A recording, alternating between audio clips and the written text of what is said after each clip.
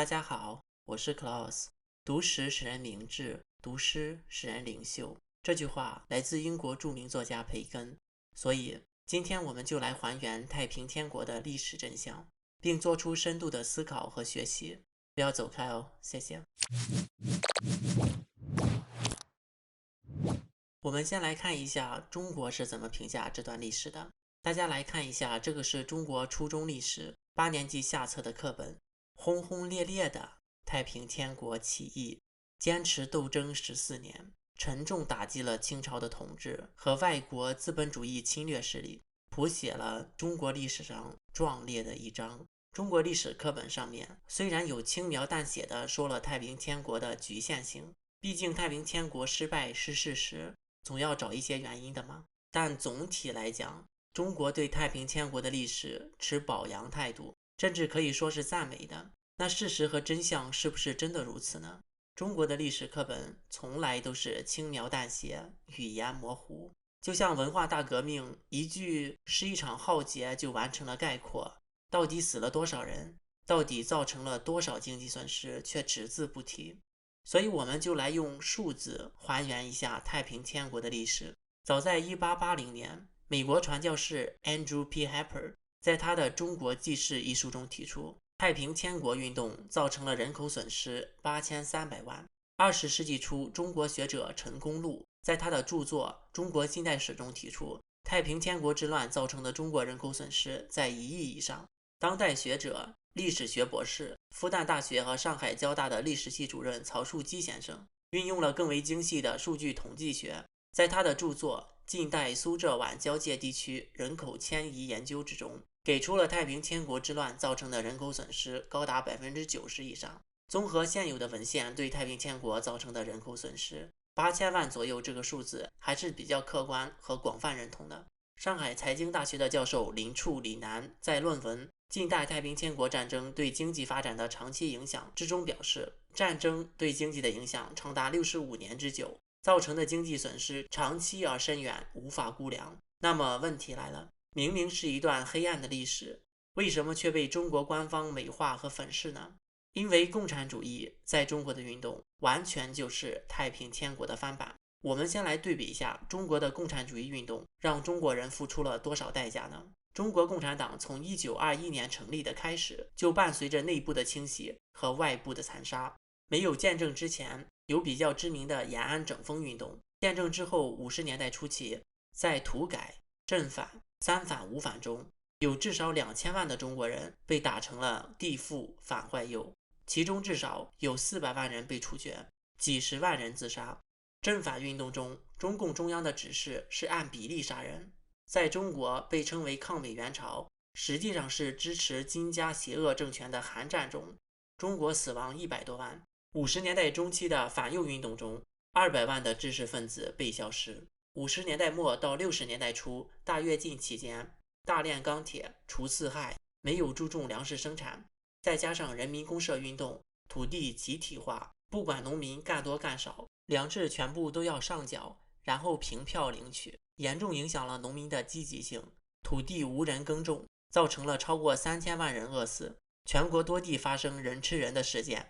据前中共中央总书记赵紫阳的估计，当时饿死的人数在4300万到4600万人之间。这个数字和后来的中国学者金辉发表在上海大学文学院的社会月刊上比较一致。在1966年开始的10年文革期间，1亿多人受牵连，据各方估计，有400万至2000万人的死亡。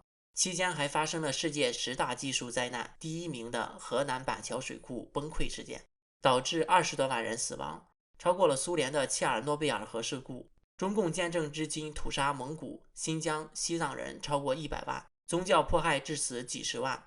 80年代之后，中国进行了改革，大规模的屠杀运动减少，但中小规模还是时有发生。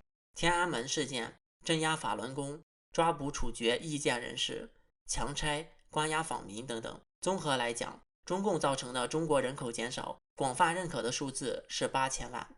这个数字是不是很熟悉？正是太平天国之乱造成的人口减少的数量。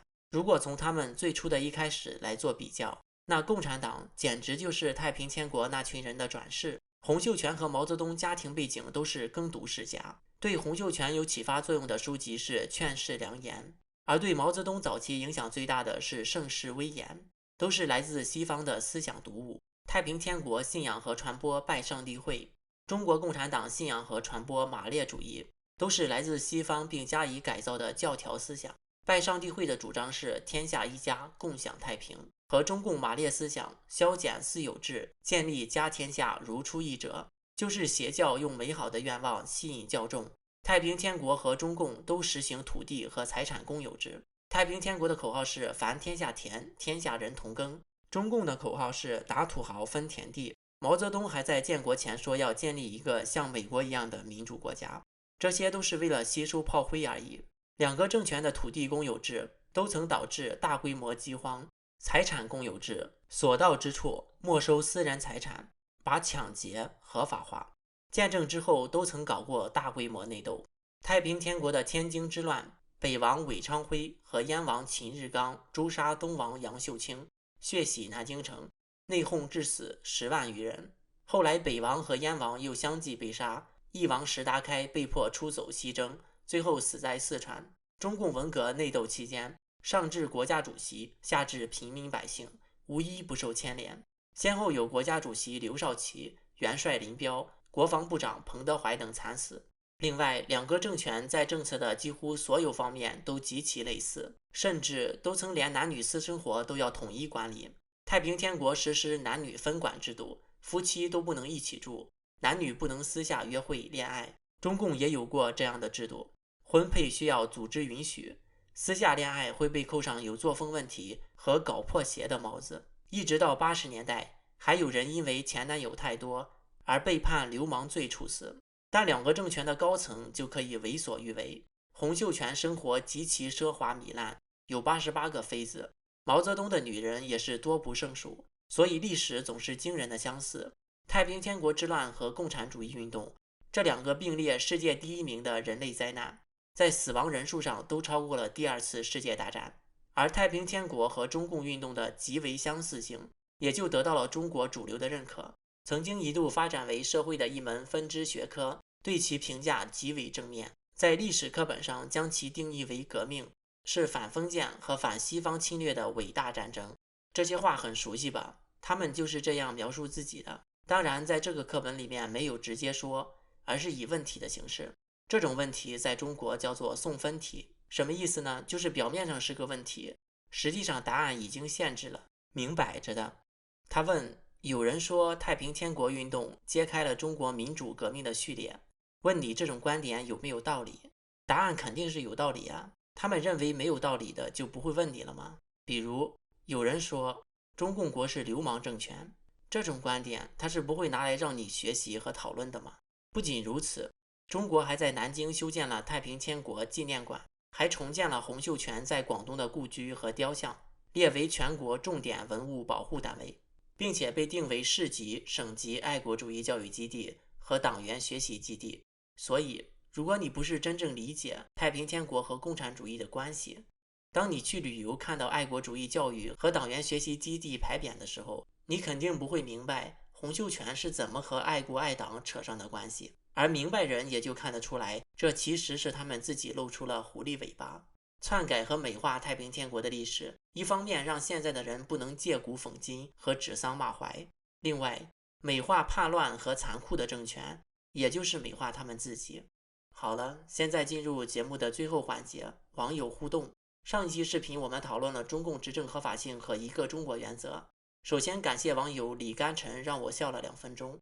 网友如是因如是果说，强迫别人承认自己的地位很可笑。其实这种心理很好理解，正是因为没有合法性，所以没有安全感，更需要更多人承认。就像在谈男女朋友，缺乏安全感的一方总是急于寻求见对方的朋友和家人得到认可。网友 Chris 说，小粉红老爱说中华民国不在联合国里面，不是国家。然而中共国到1971年才加入联合国，难道1971年前中共国不是国家吗？这个以子之矛攻子之盾的逻辑非常好。网友民国光耀说，大陆民主，这当然是我们都希望的。